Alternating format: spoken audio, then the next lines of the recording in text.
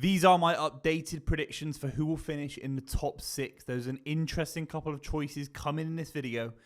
But ultimately, the top 6 will be a very, very competitive field. I think there's 3 guaranteed in that top 6 and a couple of spots that are definitely up for grabs. And I've put a couple of left field shouts in there that I genuinely think will happen by the end of May. If you're new to the channel, make sure you subscribe. We're going to run from 6th to 1st.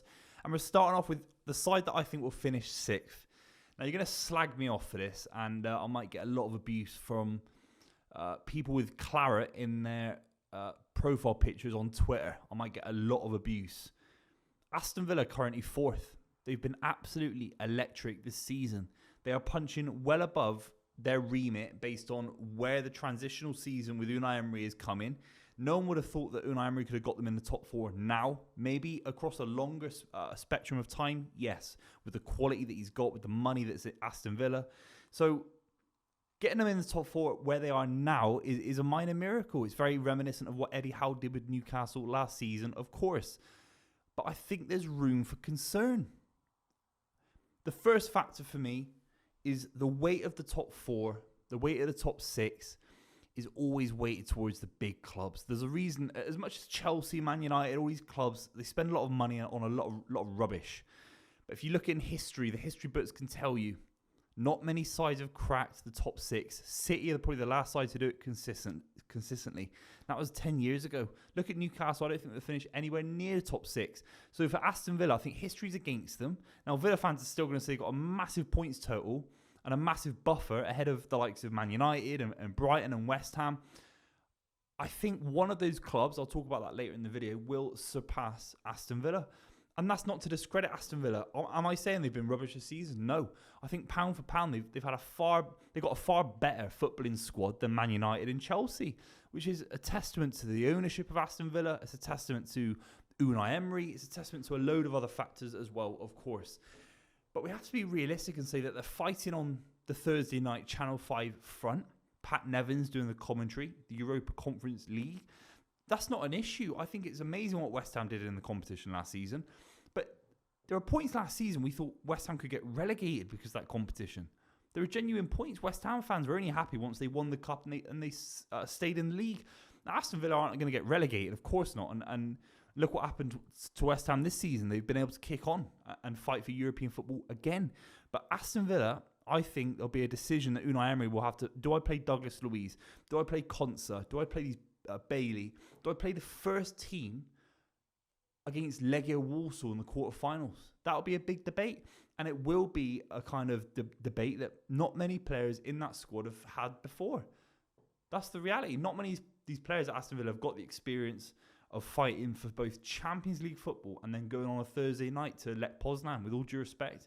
So I think they'll fall off. And I think other clubs, it's not just about Aston Villa falling off. I've seen it against Sheffield United, they drop points. I've seen it against Everton, drop points. The result against Man United, I thought was really, really poor from leading positions. The way they gave the ball away, the way they kind of, even though they had quite a fully fit squad, I know they had a couple of missing players, but a relatively fully fit squad. And the way they kind of fell off a little bit, it was a lack of confidence for me. And maybe Unai Emery can be considered a little bit guilty of when his side are kind of there and they arrive, then they fall off maybe. Maybe they always need to be underdog. And once Aston Villa were kind of the favourites to win the game at Old Trafford, they kind of succumbed a little bit. And were his tactics good enough? It wasn't really Unai Emery's fault. You know, they gave the ball away a couple of times. But that's just my critique of Aston Villa. I think the squad will get thinly stretched. I think other clubs with the history on their side will catch up to them. But let me know what you think in the comments down below. Number 5, 5th in the Premier League by the end of May will be Manchester United. I think they'll surpass the likes of Brighton and West Ham, who are above them in the league. That's absolutely embarrassing, by the way, that we're at this point nearly the end of January. It's already felt like 6 months in 2024. But we're at the end of January somehow, and Man United are below, West Ham and Brighton, with all due respect to those clubs. So it says a lot about where Man United are. I think it says a lot about Man United's up and down form. If you look in their last 5 games, I mean, it's like win, draw, loss, win, draw. It's a shock, not in that order, but it's a mixture of results. And I think the Spurs game was very symptomatic of where Man United are. they showed glimpses of true quality. The Rashford finish was absolutely superb. And then you look at Onana and some of the defending for the goals for Spurs and how easy it was. And the keeping situation's still poor. Johnny Evans is still playing football. You know, the likes of Mason Mount haven't worked out. Amrabat haven't worked out. Anthony's still shocking. But I still think the fact that Man United in glimpses in the Champions League campaign, glimpses last season with Erik ten Hag, especially at this point in the season, they ground out that kind of... I remember that FA Cup semi-final win against Brighton. I'd just done the marathon. I was listening to it on TalkSport, and I thought, the way they're talking about Man United, there's no way they should be winning this game because Brighton had loads of the ball, and Man United dug deep and they won the game. And that's why I was a bit concerned about the FA Cup final, because I thought they'd be rigid and defensive and do something very similar to Man City, which obviously wasn't the case. But I think they've still got a capacity, Man United, to grow into the rest of the season. Now, obviously, the rest of that season is poor because they're not going to win the league, and they should be fighting for the title every single season with the money they spend and the apparent size of the club. So it's a really poor season by all regards. And Aston Villa are chasing glory. They're chasing history. Man United are chasing not to be embarrassed. So that's where this kind of swap comes from. I think it's just purely league form. Man United will have nothing to worry about. They're not going to win anything else this season, not in the League Cup, for example. And I think Man United will surpass Aston Villa. But then again, it's not enough. They're not going to get back in the Champions League, in my opinion. If they do, I'll eat my hat. I don't have a hat.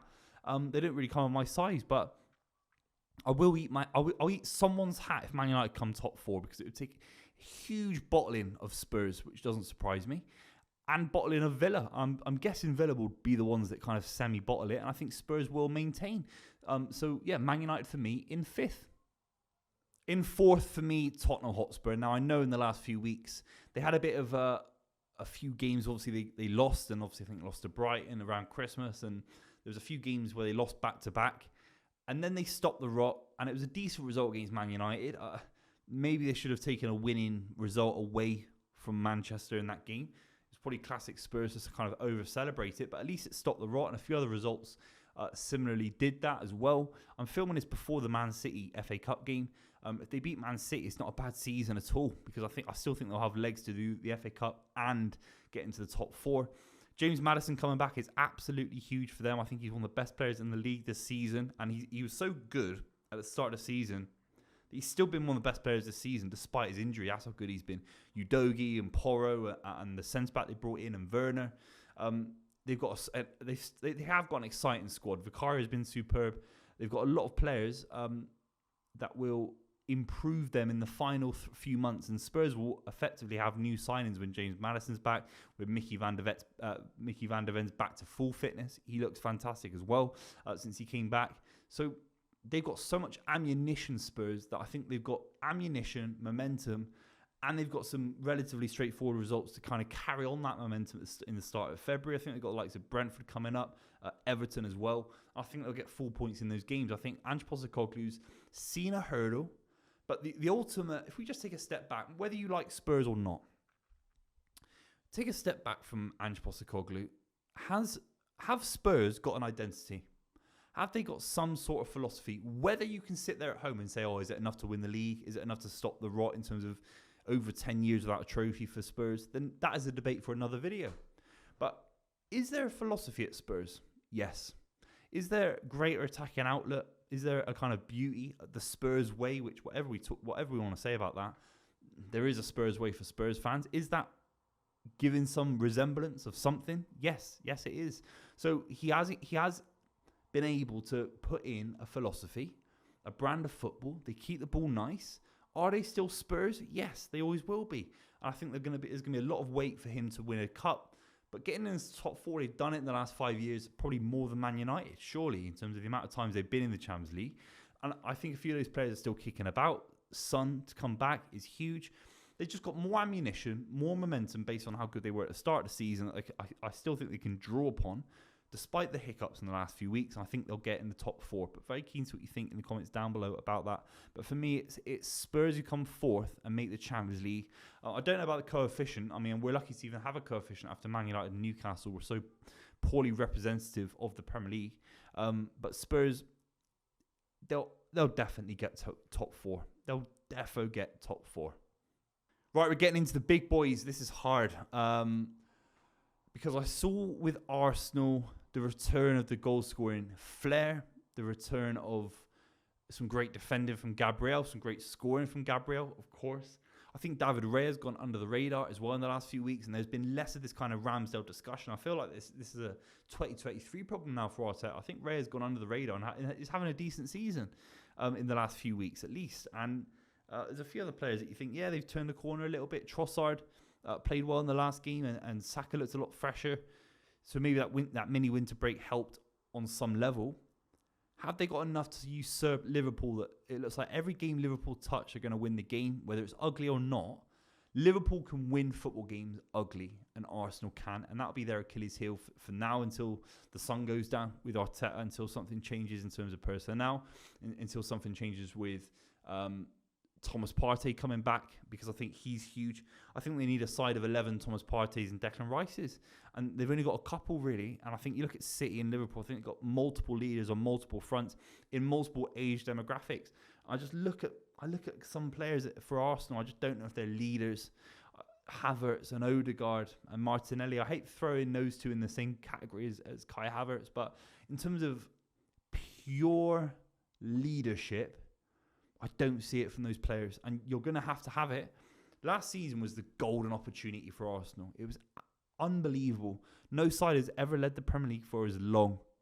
No side has really been built to win the Premier League in a way they kind of been handed it, because City dropped so many points. City were a side in transition. New strikers coming in. Obviously, Haaland hit the ground running, but they're still a side in transition, and the likes of Rodri was taking more of a big step, and Grealish was kind of growing into the role, but it was still very transitional last season for City for a number of reasons. The left back situation wasn't quite sorted in a few other spots. So Arsenal got a run up, they got momentum, and they built a huge lead on City really. Then they had opportunities to beat City in home and away games. And for me, the large reason of why Arsenal are the biggest essentially bottle jobs in the history of Premier League football, based on points in time, is down to leadership. It's down to a lack of guile. It's down to a lack of, ability to stop mistakes and big moments on the game. The ability to self-regulate throughout a match. And that's Arsenal's Achilles heel. But they've been purpose-built to win the Premier League. Arteta comes from City. Jesus and Zinchenko come from, winning 4 Premier League titles in 5 years? Saka is this kind of, they've built around Saka and given him, big contracts, etc. So they've built this Arsenal side to win the league. So the fact that I'm thinking they're going to come third is a bit of a damning indictment, because I think Arsenal should be a little bit further along in the trajectory. I don't think it takes 4 years to win the league. Look at Conte taking over at Chelsea. Look at Mourinho taking over at Chelsea for the second time. Look at Ranieri. I mean, that sounds ridiculous, but in today's day and age, I think a proper top-level manager needs 24 months maximum before they're really there. And he's had 4 or 5 years, nearly double the amount of time, in my opinion. Look at Jurgen Klopp. They were getting to cup finals a lot earlier than Arsenal were. I'm talking about League Cup finals and Europa League finals. It's not quite there for Arsenal. So there's going to have to be a reassessment of where they are. Obviously, I'll do a video about that on this channel. If you like that, give the video a thumbs up. But for me, Arsenal coming third. If there's any chance they come second or first, it'd be a miraculous drop-off from the 2 big clubs ahead of them. And it'd be a miraculous turnaround in momentum. Have they got the ability to do it? They do somewhere. Have they got the leadership? I've not seen it. That's the point. I've not seen that. So I think Arsenal, for me, are going to come third. Number 2, for me, this is really, really hard. I've been very, very, very impressed with Man City in the last few weeks. I really have. I think it all started from the Everton game away in the league was fantastic. Fluminense was fantastic. Even Huddersfield, which I know they're weak opposition, with all due respect to Huddersfield, but those games can ignite a reaction in players, and it gives them the kind of, like, lifting a lightweight as a warm-up. Again, with all due respect to Huddersfield and Fluminense. But Man City have shown a lot of ability to get back into Premier League title races under the biggest amount of pressure going. Now, you look at Liverpool and you think, this Liverpool side are an absolute unknown entity. We don't know anything about how good the Quanzas of the world can be, how much someone like Kanate can grow in a season, how good Trent could be in the next few months when he comes back, with Robertson coming back, Salah coming back. We don't know how good this season Liverpool could be under Jurgen Klopp. And it happens. I saw it as a City fan. I saw it. They found themselves out. The side that went on to win the league a few years after they smashed us in the Champions League, the side that went on to win the Champions League a season after the Karius mistakes against Real Madrid, they found themselves out mid-season. You know, we talk about Man United are missing a striker. Man United are missing one key player, the key player that could unlock Paul Pogba back in the day or whatever. But for Liverpool, the genius about Jurgen Klopp is that he kind of finds solutions within the season. Within the season, even Guardiola, you could argue, had to get Kyle Walker in, had to get Fernandinho in the right space, had to get a few other players to kind of get them in the right position to win the treble or to win the league title when he first came. A few ducks had to align, is what I'm trying to say. And I think this Liverpool side, we don't quite understand how good it could be already this season. But that being said, I think Liverpool will come second in the league because I think in the final 10 weeks of the season, especially if Liverpool gets to the Europa League final, it just becomes a blur. It becomes a blur. It doesn't matter how young, how good these kids are, how energetic, how much they want to play for Klopp. And I think it goes a long way. And I've been saying on this channel a long time, so I'm not trying to denigrate what he's done this season, Jurgen Klopp. But there comes a point where you just say, it's like when Arsenal were playing like Sporting Lisbon and stuff, it's just like put 11 kids out. You were kind of screaming for that if you were an Arsenal fan, because any knock, any twist and turn in a knee, in an Achilles, for a competition like that, spread betting too thin. And he won't make return on the one competition that I think really matters for Liverpool. Because I think they've proven themselves in history in the Champions League far more than City, far more than Man United as well. But in the Premier League, they need that Premier League title, in my opinion. And winning the league off of City, I think would be a better achievement than Liverpool winning anything else this season. Obviously, they can't win the Champions League, so it doesn't really count. So that's just my argument. I think Liverpool will come second. I think Man City, people are going to hate me for saying it because it's like winning 4 in a row. It's like, since I've started this channel, City haven't basically lost the Premier League title except once. It's surreal. And I just see the hunger. You can sit there and debate all day long if I see certain things that we can agree if, you know, maybe I think Rodri's better than he is, or I think Diaz is better than he is. We can have a debate. But what I don't think anyone could sit there really debate me with is the hunger that I see from City players. In the last few weeks, some of the results have been unbelievable in terms of energy, in terms of pressing.